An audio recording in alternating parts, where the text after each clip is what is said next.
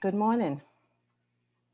My name is Renee Williams, and I am the Project Director of the Recruitment, Training, and Support Center for Special Education Surrogate Parents.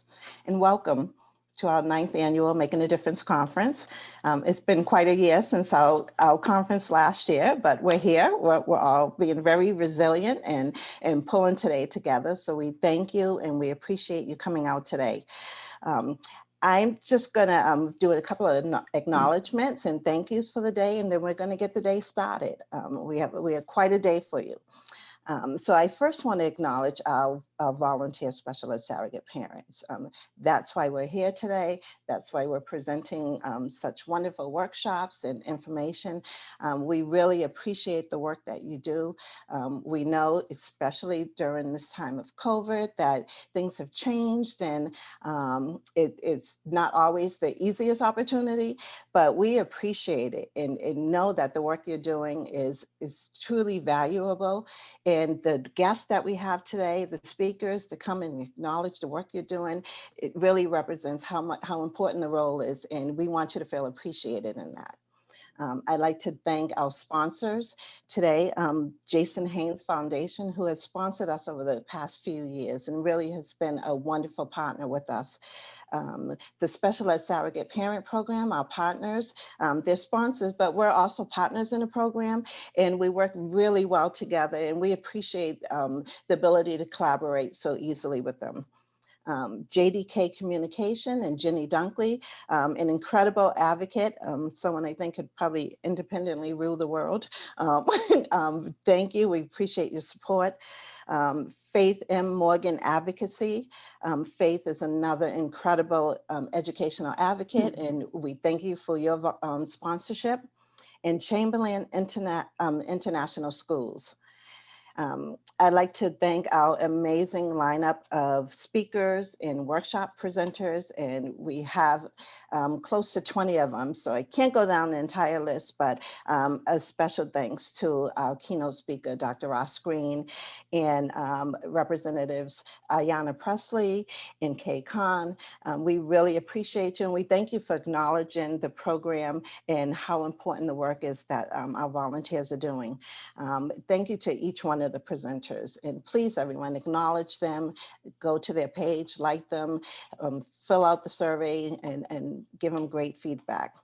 I'd like to thank the exhibitors that are here today. We're trying something new with a virtual exhibit hall, so this will be interesting for all of us, but we thank you for trying this with us and for your ongoing support. Let's see, I thank the Federation and all of our partner projects. It really takes a large group to pull this together, and everybody is hands-on. So we appreciate that. We really appreciate each one of the projects, and you'll hear about them throughout the day. The volunteers at this Special Ed Surrogate Parent Program, and of course the amazing RTSC staff that were up all night doing last minute touches. So we really appreciate it. Navigating today, you will see, if hopefully if you're seeing this, then you've at least identified how to get to the streams. But all of the sessions will appear as a preview right on the homepage, so it will let you know something is going live. But you can also just go to the schedule, look at the schedule, and click on your workshop of choice, and then you'll be able to click the Zoom link and view it. Please engage throughout the day, and we appreciate everybody who for the last couple of days have engaged and have already started the conversation. Definitely put your post up, like comments, post pictures. We really want this to be active and very interactive. You'll see today we have ASL interpreters that will be in different workshops today, so we appreciate them both for coming out and helping to make this accessible. And also we have a frequently asked questions desk in the help desk, so you can stop by there if you have any questions about navigating. Most of the questions we try to answer, but there's also a link to be able to join meet someone face-to-face if you have questions. Let's see, each session will be recorded. So we know we have 4 sessions running at one time. You won't have to worry about missing anything. You'll be able to see the recordings, and we'll notify everybody when they're up and available.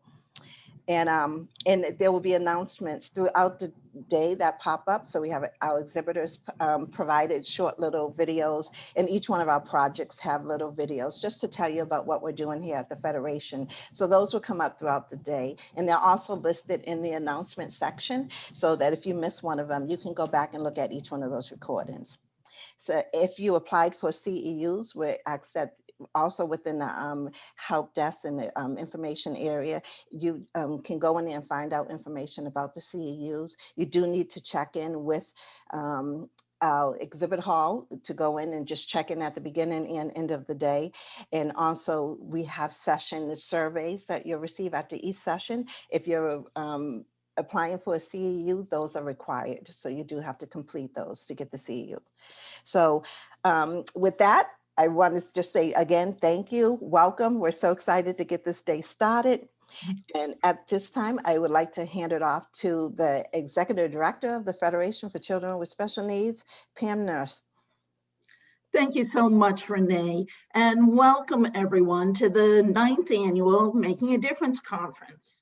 Making a Difference reflects the spirit in which the Federation began 45 years ago, when a group of parents founded the Federation for Children with Special Needs to make a difference for their children's education. And for 45 years, parents, families, professionals have worked together through the Federation to do just that, making sure we are all doing our best for our children. And I know that's what everyone here today is all about. Today, we've planned a day of education, exchange, exploration for special education surrogate parents, foster, adoptive, kinship caregivers, and the professionals who support them. And today's program is really designed to celebrate you and focuses in on really what we're doing for our most at-risk children. Our goal today is to be providing quality presentations, networking opportunities, and to express our appreciation for the work that you all do. We're sorry we can't do it in person, but our recruitment training and support center staff have really put a lot of effort into making this the next best thing. And I'd really like to acknowledge that team that put everything together today. Renee Williams, Yvonne Rigo, Mary Beth Landy, Bridget Koch, and Eileen Sandberg. And I also want to thank all of you, everyone who is joining us today, and especially thank you for all you do to support children. And now it is really my pleasure to introduce our partner, Michelle Poulin, who's the supervisor of the Western Mass Monitoring Team at the Department of Elementary and Secondary Education.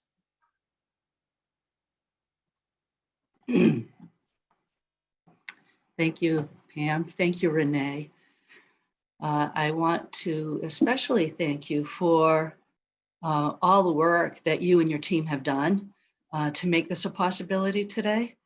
I know all of the technology is not easy for me. It's not easy for a lot of folks, but we're all learning, aren't we? We're all in the same boat.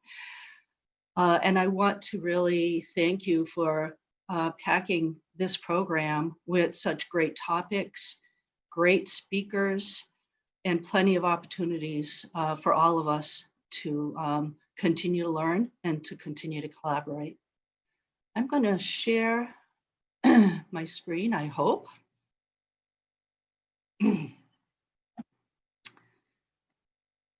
How's that?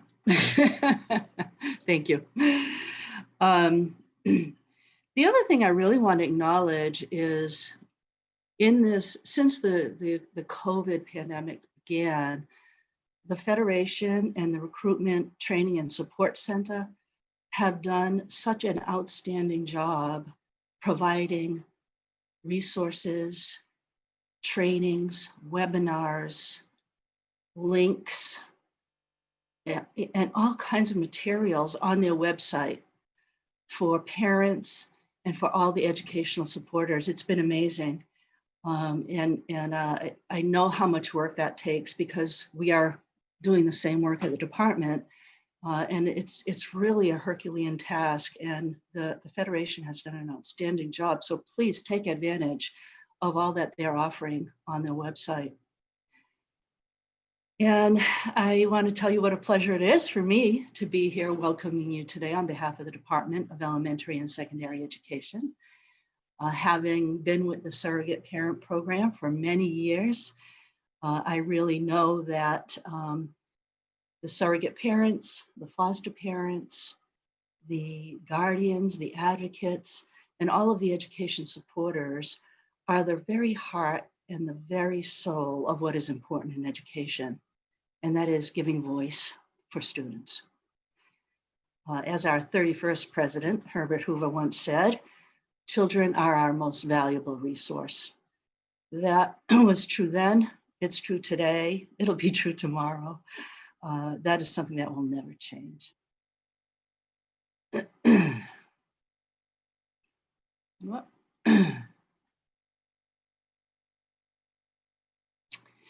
And I don't know if you can, okay. And so with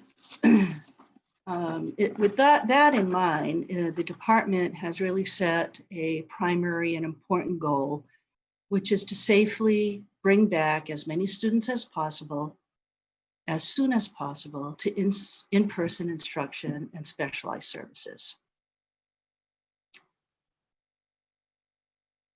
Sure, we're not moving here. And along with that overarching goal, the commissioner has put forward 5 goals for the 2020-2021 year for the department and its partners to be working on for the school year. The first goal is around COVID-19 response and the support for districts and schools.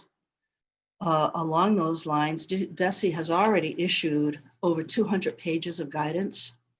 It has provided assistance to districts in securing safety supplies and equipment, in partnering with online learning platform providers, partnering with no-cost vendors for diagnostic assessments, securing Chromebooks for remote learning for students, and the plans continue. The main force of working around this COVID response and support is really two-way communications with the districts. So DESE and the superintendents and special ed directors and all agencies that are in support of education are all communicating on a regular basis to move forward the agenda around education and COVID. And some of the plans that are going to continue are encouraging districts to align their learning model, whether it be full-time in person, excuse me, hybrid, or fully remote, aligning that with the Department of Public Health metrics. Also promoting student learning time requirements, ensuring that all students, whether remote or in person, are receiving the full complement of services that they should be. And finally, conducting reviews and audits, what we're calling quality monitoring. And I'm going to talk a little bit more about those monitoring pieces after I finish with these 5 goals. The second goal is supporting students and families to address opportunity gaps. We know that these opportunity gaps are seen in the disparities in academic progress among economically disadvantaged students, students of color, English learners, and students with disabilities. And they've only become more evident in this technological age and the remote learning. And so some of the initiatives that the department is working with on to reduce the opportunity gaps is the Student Opportunity Act. Every district is required to submit a plan to the department on how they are going to reduce disparities among student subgroups. And not only do they have to provide a plan, but on an annual basis, they have to demonstrate through submitting data that they are making progress. And for any project that the department is encouraging and funding the reduction in those gaps, we are also providing assistance and support. And so we don't just throw it out there, but we're there to work with the districts in making progress. We are also working on expanded acceleration academies, and there's a large-scale summer academy planned for the summer of 2021, offering 3 to 4 weeks of consecutive instruction in math and English language arts. And we are continuing to work on the new individualized education program, the new IEP program. We're recruiting up to 10 districts as early adopters. And they're going to work out emphasizing educational instruction for student outcomes, and they're going to work out some kinks this year. And then hopefully the early adopters will share their thoughts and successes with us as we do further expansion into the 21-22 years. As everybody knows, this is a long-term project that we've been working on, and we are really actually making some substantial steps forward, which is great. And then for English learners, the department is supporting the use of interactive blueprint for English learner success. And that focuses on providing high needs districts with tools and resources and coaching for English learners and teachers to focus on expanding interpretation and translation services for parents, particularly whose native language is not English. And our third goal is evidence-based policies and practices to strengthen teaching and learning. Excuse me. One of the efforts to strengthen teaching is to really expand diversity in the educator workforce through programs such as Influence 100 and Inspired Fellowships. We're supporting the diversification of administrators and teaching and to promote culturally responsive teaching. And our efforts to strengthen learning include early literacy initiatives, increase access to STEM coursework for all students, and increase access to early college programs. The fourth goal is advancing deeper learning and innovative assessments. And this continues the work of the Kaleidoscope Collaborative. There are 21 Kaleidoscope schools, and they're developing interactive, highly engaging performance tests that relate to the mass curriculum frameworks. And in conjunction with that, the department is also launching a pilot of innovative science assessments, which align with the deeper learning and will be piloted in over 20 schools this coming year. And finally is the department's strategic planning. This is a two-pronged goal. The department has provided over 16 hours of required anti-racism training sessions for all the DESE staff. And that is continuing with diversity, equity, inclusion committees throughout the department. We're also supporting districts and schools by offering professional development academies for districts to improve racial equity through culturally responsive practices.